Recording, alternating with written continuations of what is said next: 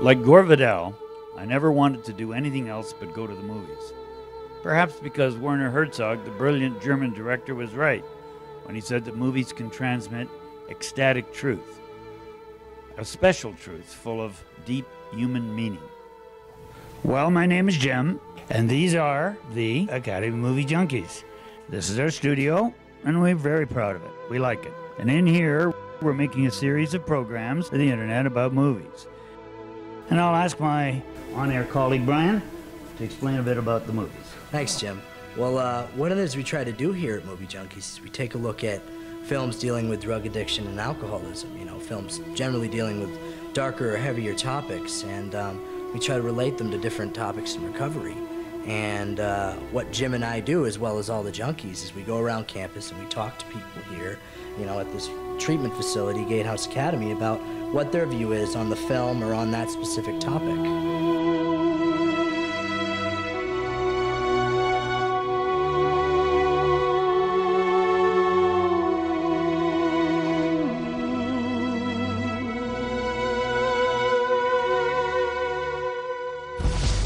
Take this file. Take it over to the courthouse. An ambitious attorney. File the papers and get out.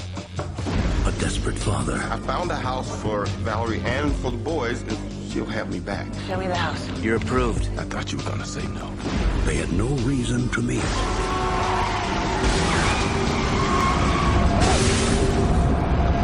Until today. You all right? Yeah. Are you? Yeah. You got an insurance card? It's only gonna take 5 minutes. Sorry, I gotta go. I'm trying to get a lift. I gotta go, man. I'm late. Oh, man, don't leave me out here like this, Sorry, man. better luck next time. Hey, you're leaving the scene of an accident. Here to present some papers to the court. What do you got? I made a mistake. Bring me back that file by the end of the day. Hey, guys. Daddy, it's really late.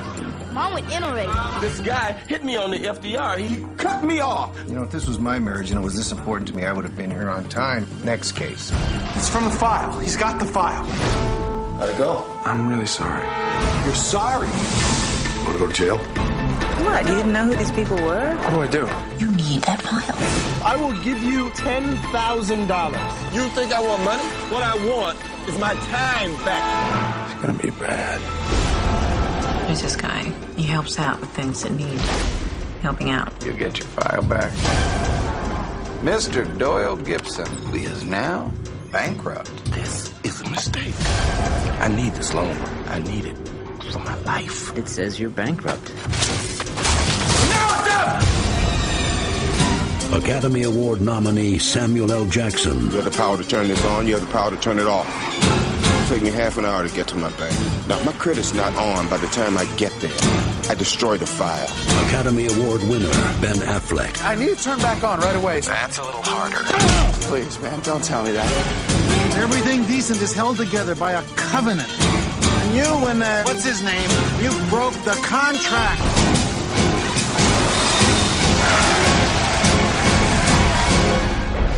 Changing lanes. This time on Junkies, we're going to be looking at a very important film directed by Roger Michell, starring Samuel L. Jackson and Ben Affleck. This was made, maybe 11 or 12 years ago. And it deals with a very subject not often, if ever, dealt with in movies. A person who's just recovering from alcoholism. You normally think that's going to be okay, but it isn't okay because people in early recovery have just lurking beneath the surface turmoil and chaos. And the smallest thing, or a large thing, as in the case of this movie, sets it all off, and a series of events take place that can lead to real disaster. Well, I will turn it over to Brian now. When I think back to this movie, I think about how, in my opinion, overlooked it was. You know what I mean? I think because it deals with, you know, a topic as taboo, yet not taboo in today's society as alcoholism.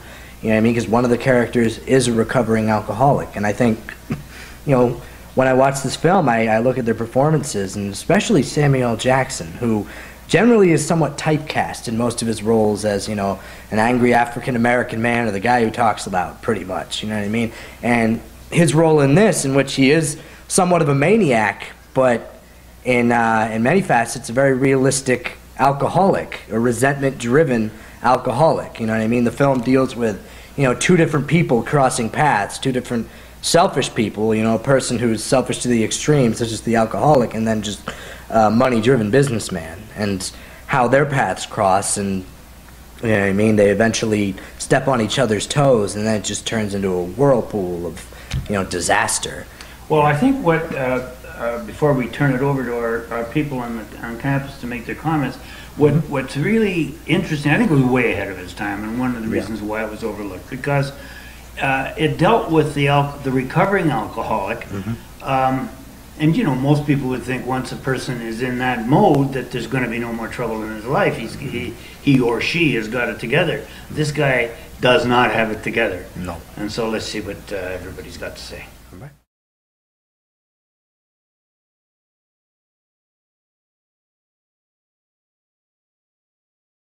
Especially in early recovery, when I didn't have my drug of choice to give me that fix of like getting out of myself, chaos was the next thing that I turned to. You know, I would start trouble just because it was a good distraction. It helped me to think of any way other than the way that I was feeling, like getting into relationships that I'm not supposed to, or stealing, or just even starting drama, like taking someone else's inventory and like starting stuff up with them. It's pretty common, I think. Yeah. So. Can you give me a specific example? Well, for example, here at Gatehouse, in my first couple months, I was really in my head about a lot of things, wasn't processing anything that I was feeling, and I did get into a relationship with another resident when I was in Idaho, and I mean, it was total drama. It was really sneaky. I was lying to everybody, and it was absolute chaos. And I think a part of me really liked the chaos just because it was something to focus on other than what I was really going through.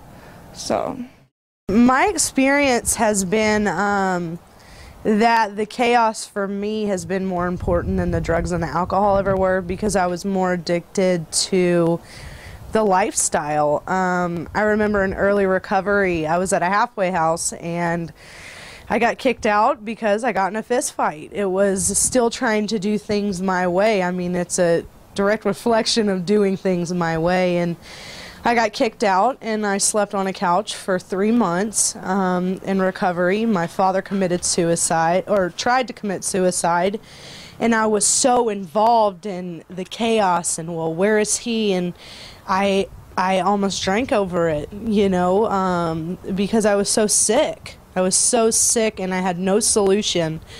I knew that the only thing I wanted to do was stay sober. And thank God that I had that drive, because I did stay sober. But chaos throughout my entire sobriety has been a huge part, because whether it was going to meetings and finding out who was talking about who or who was doing this wrong, totally not taking responsibility for my own actions, you know. So that's my experience with chaos, and I every part of my being and my alcoholic feeds off of that, because it's a way for me to not take a look at myself, and it's a way for me to still in some sort of way be sick, as you may say. I've always been very comfortable in chaos, so the structure, it's new for me. It is uncomfortable because it's something that I'm not used to, but once I like kind of force myself to go with it for a little while, it becomes more comfortable, and life's a lot less chaotic, and like in a good way. It's a lot more easygoing, easy to handle, so yeah. What have you learned around chaos? I learned that chaos is a very common escape that I use. I love to distract myself because I'm not very congruent with my feelings or my thoughts, and I like exciting stuff to get me away from what's going on. And I don't know, once I actually step outside of it and let myself be uncomfortable, like, and push through it, like, I don't know, life's more manageable, and I'm more comfortable with myself as well as my surroundings when I'm not creating all kinds of drama. So today I stay in contact with my higher power. I realize that being my own higher power does not do anything for me. I go to meetings. I meet with my sponsor every single week, and when I am getting into an attitude of where I want to run the show, which normally leads to chaos afterwards, I have to take a step back and I have to say, you know what, this is not who I need to be today or want to be. And I really need to see what my motives are. Where's this? Why do I want chaos in my life? Because something inside of me is not okay. You know, so I feel like I need that because it's in some way, shape, or form, it's another drug. That's what chaos is.